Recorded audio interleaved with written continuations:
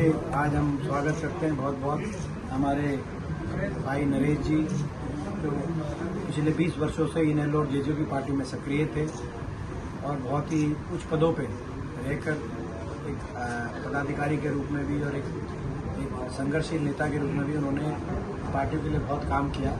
आज वो कांग्रेस पार्टी में आए हैं। लगातार कांग्रेस में जो हमारी ज्वाइनिंग का सिलसिला जारी है, उसी क्रम में आज एक मजबूत ज्वाइनिंग हुई है भागलपुर में। मैं बहुत बहुत स्वागत करता हूँ भाई नरेश जी का। आपने देखा है कि पिछले 1.5 साल में कांग्रेस पार्टी में 38 पूर्व विधायक, पूर्व केंद्रीय मंत्री, पूर्व सांसद, पूर्व मंत्री, मौजूदा सांसद कांग्रेस पार्टी में शामिल हुए हैं।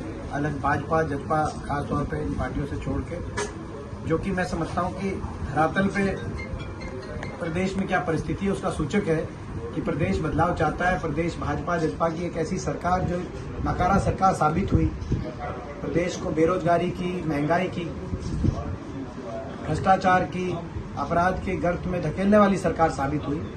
इस सरकार से छुटकारा प्रदेश चाहता है और प्रदेश कांग्रेस पार्टी की तरफ आशा बढ़ने जैसे देख रहा है। इसीलिए इतने बड़े लगातार ज्वाइनिंग कांग्रेस पार्टी में जारी है। जिस तरीके का ये हमारे पूरे झज्जर क्षेत्र में बड़ा प्रभाव है दान सिंह जी का, ये आज यहाँ पे आए हैं। हम इनका विशेष रूप से राजेंद्र सिंह जून जी और हम मिलके हम इनका स्वागत कर रहे हैं और अपने भाई नरेश जी को एक बार फिर पार्टी में जो हमारे भाई शामिल हुए हैं, नरेश जी का भी हम बहुत दोबारा से मान सम्मान करते हैं। लोगों का पूरा साथ मिल रहा है, लोगों का बहुत आशीर्वाद मिल रहा है और लोग बदलाव चाहते हैं। लोग दोबारा से कांग्रेस पार्टी की चौधरी उपेंद्र सिंह हुड्डा जी के नेतृत्व में कांग्रेस पार्टी की सरकार बनाना चाहते हैं।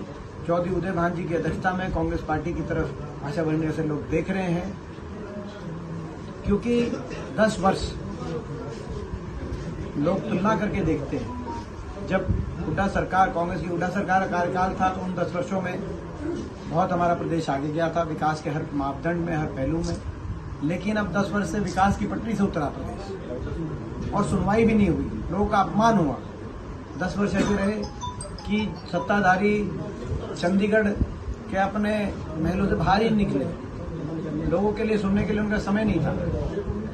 अब वो जनता के बीच में जो वोट मांगने जा रहे हैं, जनता सवाल पूछे कि 10 साल के अंदर हरियाणा में क्या आपका प्रशासन नहीं कुशासन रहा कि आज देश में बेरोजगारी में नंबर 1 पे हरियाणा, आज देश में महंगाई में नंबर 1 हरियाणा, आज देश में भ्रष्टाचार में नंबर 1 हरियाणा, आज देश में अपराध में नंबर 1 हरियाणा, आज देश में नशे में नंबर 1 हरियाणा।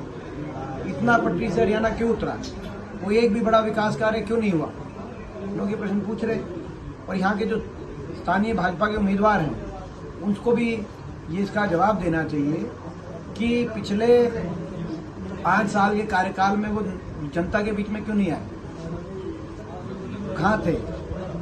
और लोकसभा में भी उनकी हाजिरी के मामले में 10 सांसदों में सबसे पीछे, जनता में भी नहीं थे वो, तो कहाँ थे? और उन्होंने अपना सांसद कोटा भी नहीं खर्च किया। और वो बीच में एक आधी बार जब खबरों में आए, तब उन्होंने अपनी सरकार के खिलाफ भ्रष्टाचार के आरोप लगाए कि अमृत घोटाले में रोहतक के एक पूर्व मंत्री और जो मुख्यमंत्री तक से उस घोटाले को जोड़ा उन्होंने, कि जो उस समय मुख्यमंत्री थे खट्टर साहब और रोहतक के पूर्व मंत्री थे मनीष जी, उन पर आरोप लगाए कि 300 करोड़ का अमृत घोटाला कर लिया। लेकिन उसके बाद उस पर भी उन्होंने आगे कुछ कार्रवाई नहीं करवा पाए। और यहाँ तक कि मैं मानता हूँ कि जो उनकी कार्यशैली रही है, उसको लेकर जो है हमें जब ये खबर पड़ी, हमने अखबारों में सारे आप दैनिक भास्कर अन्य अखबारों में, मैं एक अखबार का नाम नहीं लेना चाहता, कि सांसद कोटे खर्चने में भी देश प्रदेश में सबसे फिसड्डी रोहतक के सांसद। ये जब खबर आई तो हर प्रत्येक रोहतक वासी को कितना शर्मसार होना पड़ा होगा।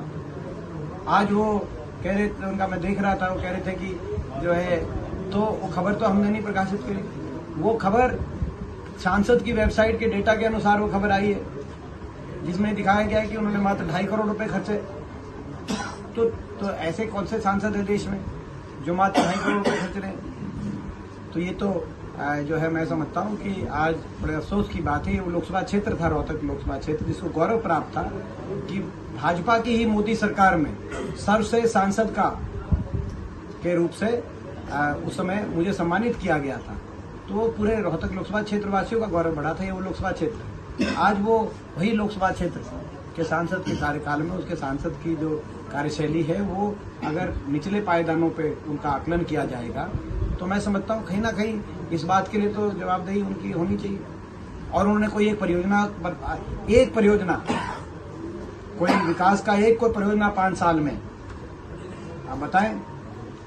हमारे समय में हम अपने विकास कार्य के नाम पे लोगों के बीच में जा रहे हैं। हमने 1080 kilometre national highway gazette notification हुआ हमारे समय में, चाहे वो 334B हो, चाहे 71 हो, 71A हो, चाहे ये NH हो, जो हमारा जो डबवाली तक फिक्लेन, हमारे केवल रोहतक लोकसभा क्षेत्र में 1080 किलोमीटर का नेशनल हाईवे जो है उस समय गजट नोटिफिकेशन हुए।